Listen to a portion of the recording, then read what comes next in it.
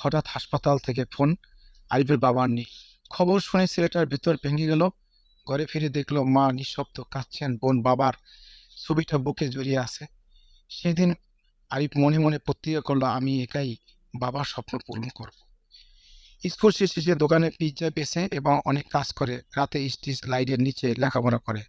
ক্লান্তি তাকে থামাতে পারে না, কারণ বাবার ছবির চোখ দুটো যেন তাকে সাহস দেয়।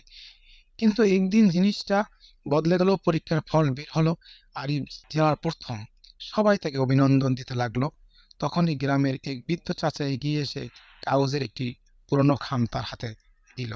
আরিফ খুলে দেখলো এর ভেতর তার বাবার হাতের লেখা চিঠি। চিঠিতে লেখা, জানি আমার সময় কম, কিন্তু বিশ্বাস রাখি তুই একদিন আলোর মতো উজ্জ্বল হবে।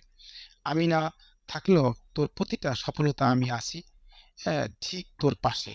চিঠি পড়ে আরিফ বুঝলো বাবা কখনো মরে না। সাবস্ক্রাইব করে যান প্লিজ।